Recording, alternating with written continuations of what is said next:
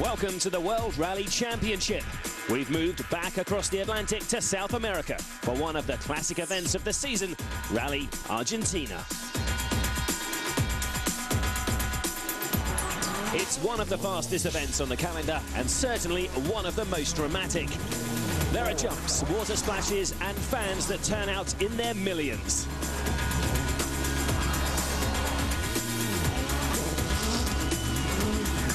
This year, the organisers are expecting 40,000 of them for the start of the rally in Buenos Aires.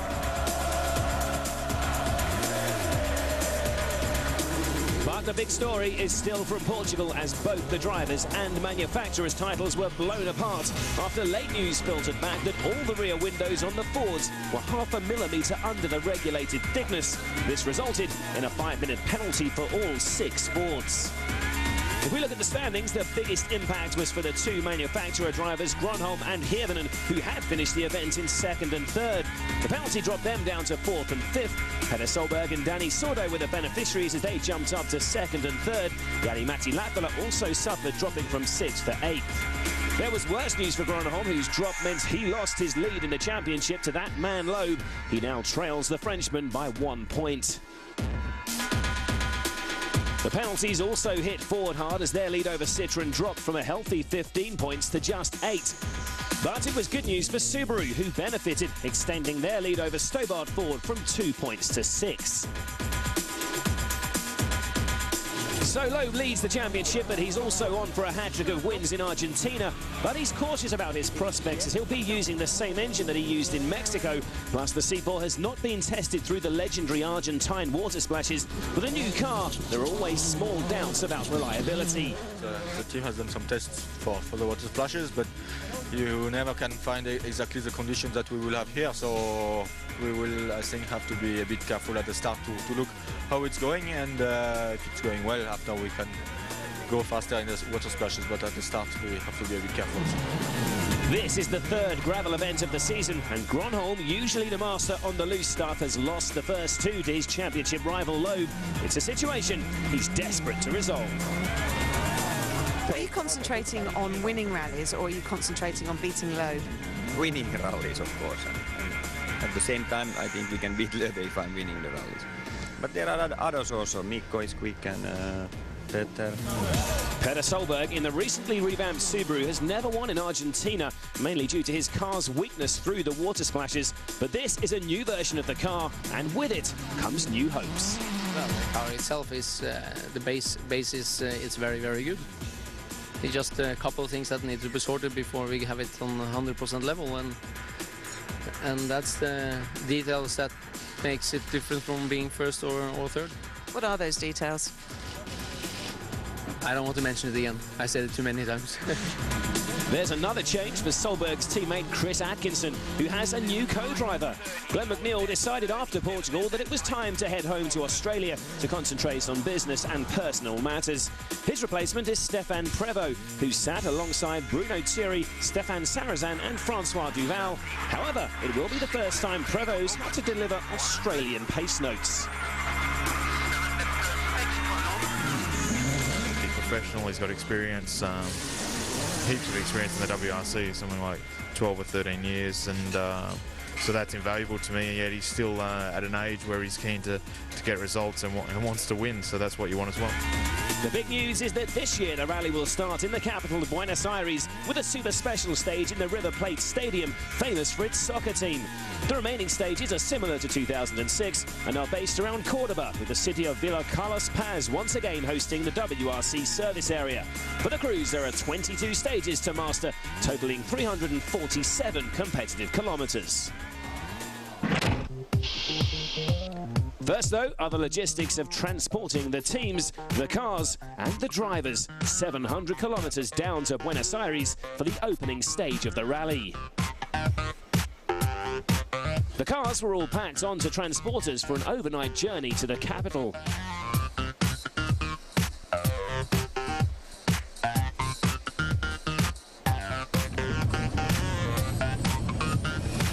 For the drivers, team members and the world's media, it was a slightly more civilized journey to Buenos Aires the following morning by plane. It's a massive challenge as they all have to be back in Carlos Paz on Thursday night in time to start the rally proper on Friday morning.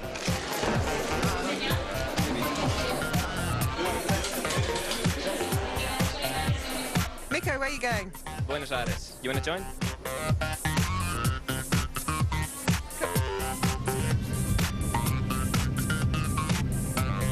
A jovial atmosphere on board one of 3 privately chartered planes transporting all the WRC personnel on the 1-hour flight. But in just a few hours' time, the serious business will get underway. Stay with us as we've a treat in store when the WRC takes the River Plate Stadium in Buenos Aires by storm.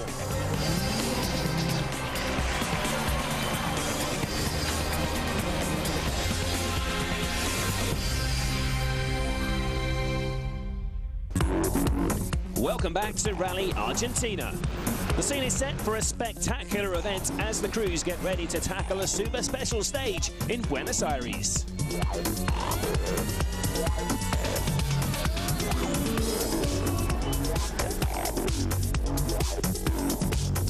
The setting is the River Plate Soccer Stadium, famous for its football, and it even hosted the 1978 World Cup final which Argentina won. But tonight, it's about horsepower, not leg power. For the drivers, there's a quick chance to recce the stage on some novel transport, not quite the speeds they're used to. The Argentine crowds are famous for their enthusiastic support, and they turn up early for an event that hasn't been seen in the capital since 1991. So, an impressive backdrop then for the opening of this year's Rally Argentina. It took a huge logistical effort to get the cars and teams up to Buenos Aires this evening, but with thousands of rally fans packed into the famous old stadium, it promises to be a dramatic first stage. There's an interesting layout to this 2.4-kilometre circuit with the cars setting off in opposite directions, and we have Henning Solberg up against Chris Atkinson to get us underway. As with all stadium-based super specials, a very tight and twisty layout to the circuit. But on this sandy gravel base, there's plenty of sliding and drifting. Always a spectacular sight, seeing the world's best drivers controlling these 300 brake horsepower machines in a sideways slide. Henning Solberg will hope to build on his speed after a rather cautious Rally Portugal. The Stobart VK4 driver suffered a dramatic roll early on the previous round in Mexico, and it seemed to affect his confidence in the Algarve.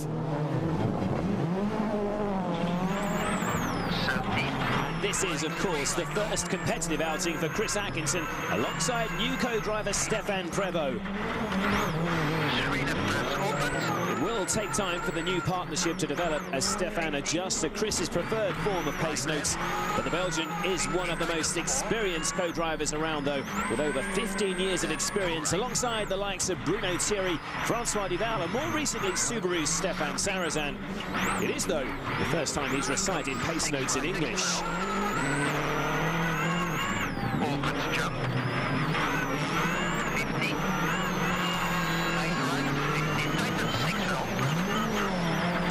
Atkinson has the upper hand in this particular contest then after the second split time. He's 0.3 of a second up so far.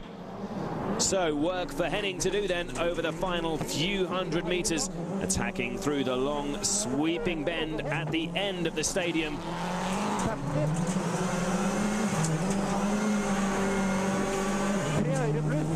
And hitting the jump hard there. The two drivers are nearing the finish now. Difficult to tell who's ahead due to the layout of this circuit, but I think Atkinson still has the upper hand.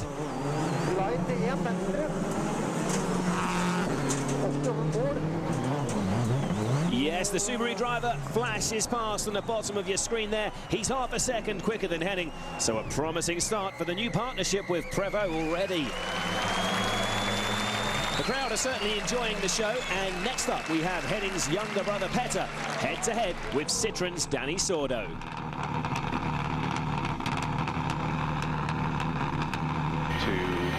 1, 2, left minus.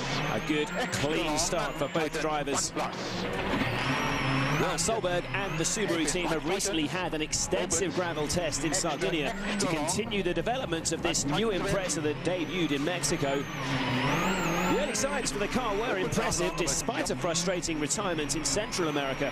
But unfortunately, the recent test wasn't as fruitful as hoped. It has actually provided more questions than answers.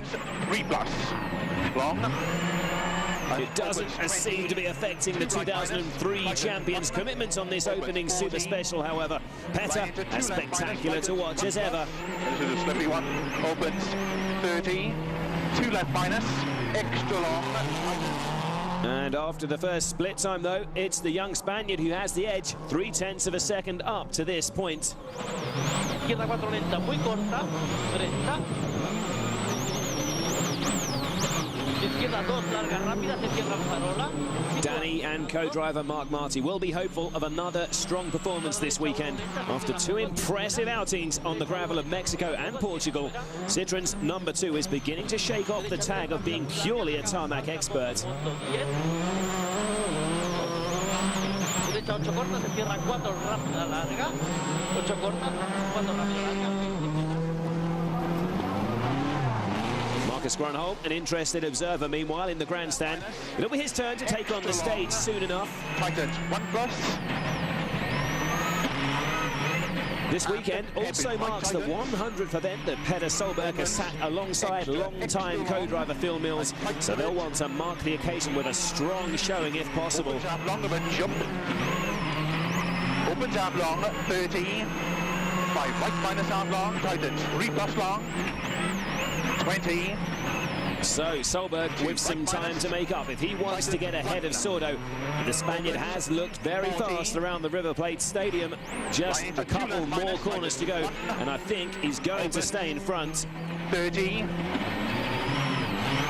Yes, a great start for Danny. He's 7/10 quicker than Subaru's number 1, and that's actually the fastest time through so far. But Petter, as ever the showman, once again takes on his familiar car surfing pose for the delight of the watching fans. We now have Ford's Mikko Hirvonen waiting on the start line alongside Manfred Stoll.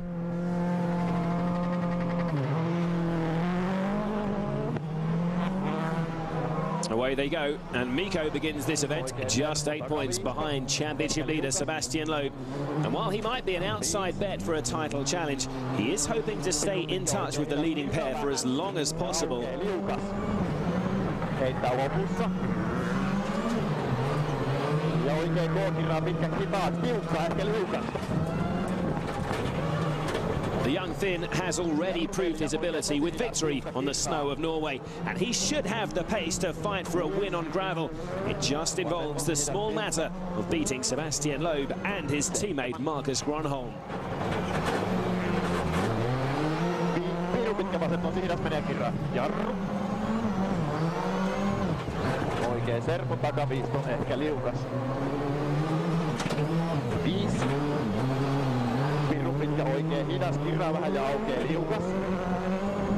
Terrific shots here from inside Mikko's car as he flashes past the packed grandstands.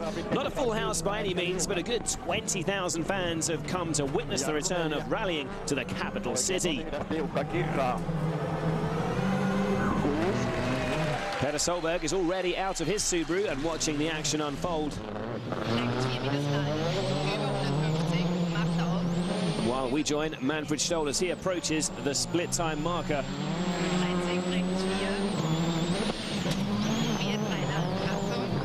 Oh, well, that's not a great start for the Austrian. His ambitions, of course, not quite as grand as Hirvonen's. Manfred has taken a while to adapt to the Citroën Zara this season, his best result to date being 6th in Mexico. The Super Specials, though, are all about putting on a show for the spectators, and that's certainly what Stoll and Hirvonen are doing. Manfred, for one, doesn't pay much attention to the times in such stages. He knows that the real fight begins tomorrow morning in the hills and mountains around host city Cordoba.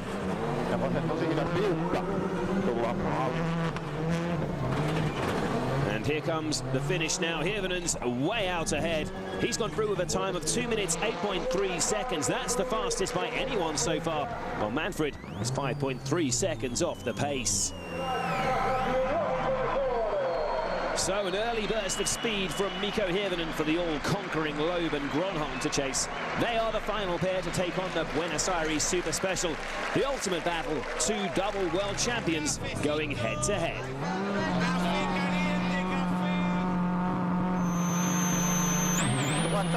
And they're off. Loeb then gifted the championship lead after the controversial finish in Portugal.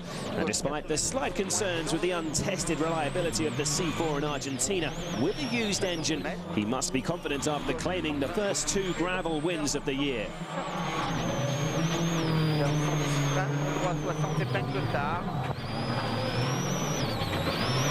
Both drivers attacking hard. The weekend-long fights between these two men, often separated by just a matter of seconds.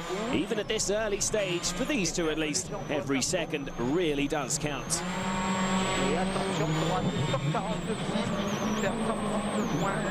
And look at this. Gronholm already has a half a second lead after the first split time.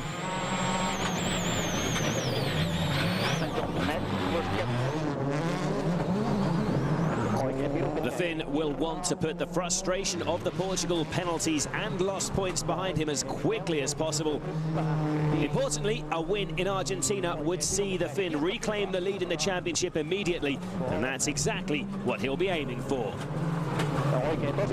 And with the second split time coming up, has Marcus managed to maintain his lead?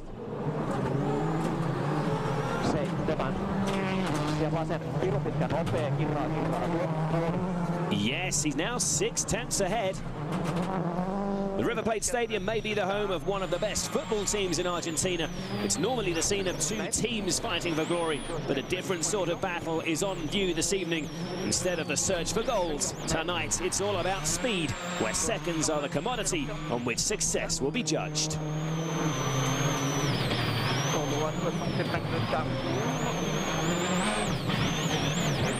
And as Seb bears down on the finish line, he's going to struggle to make up that time he's already lost to Gronholm.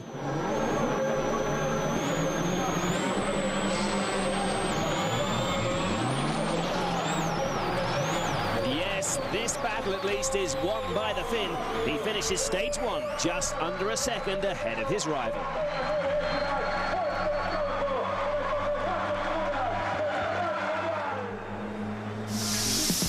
Even Gronholm, though, couldn't do enough to beat the time set by his teammate. Hirvonen wins the stage, 6 tenths of a second ahead of Marcus. Danny Sordo was third fastest, with Loeb and Petter Solberg setting identical times. But there are problems at the airport on the way back to Carlos Paz as a storm delays the crew's departure and threatens to have repercussions for Friday's stages.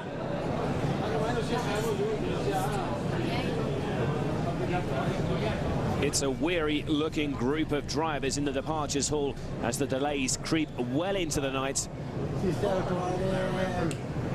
With all three planes unable to leave Buenos Aires, the drivers grab what rest they can in the meantime. With 8 stages scheduled tomorrow, they need all the rest they can get. Late drama then in Argentina. Stay with us to see how leg one unfolds.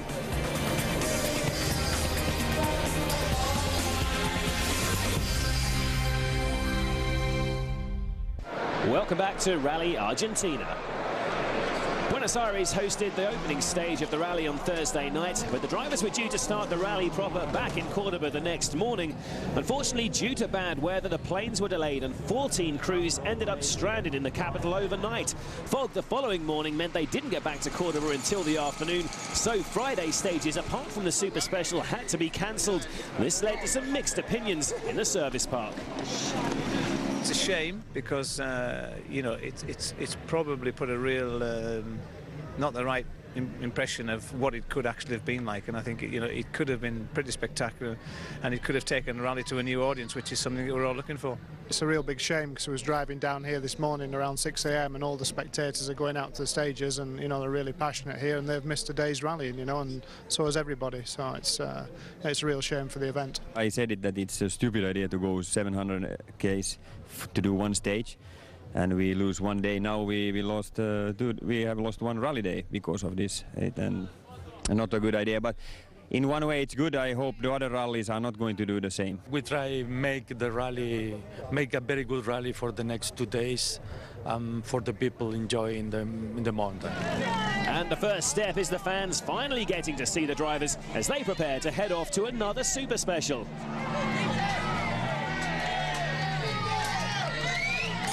We are ready now, and hopefully we will give them a very good show the rest of the weekend. And the only thing we can say is sorry about the weather. I think we have to switch on now and start again. That's it, and a little bit shorter rally. Okay, it will be anyway flat out immediately. This evening, it's looking better because it's easier, I think, to come back from Cordoba than from Buenos Aires, so it should be okay this night. So after a frustrating day of one delay after another, we're finally ready for some more action here in Argentina. Once again, we're back in a stadium, but this time the slightly smaller Cordoba arena, although the fans have packed into the grandstands. After thousands missed out on the action in the mountains today, they're certainly fired up this evening. Again, it's Mikko Hirvonen who set the fastest time so far, but teammate Marcus Gronholm brings an advantage of just under a second over his great rival Loeb into the Cordoba Stadium. He'll obviously hope to maintain that slender advantage going into what is now the first mountain stage on Saturday morning. Like the Buenos Aires stage last night, this circuit is just under 2.5 kilometers long, so not a great deal of distance to make much of an impact. It's actually raining slightly this evening, and tomorrow's stages will continue to be run in championship order due to all the cancellations today, so there's no road position to fight for, although the rain could affect that anyway. Just a matter of shaving as many seconds as they can from their rivals tonight. Can Sebastian fight back after the small amount of time lost last night? A big slide there from Sebastian. It's quite wet in places now, and coming up to the first split time. Well, it's Gronholm who's lagging behind this time. Loeb already a second up. FIA rules state that at least 50% of the route needs to be run to ensure the validity of the event, and with over 122 kilometers cancelled today, the organisers currently have a 13-kilometre shortfall to make up somewhere over the next 2 days. We'll keep you updated on that, but in the meantime, the battle for supremacy in the Cordoba Stadium continues here, and it's Loeb with the upper hand at the moment. Whatever reason, Marcus isn't looking as comfortable at this Super Special, which is surprising as it's exactly the same layout as the River Plate Stadium version.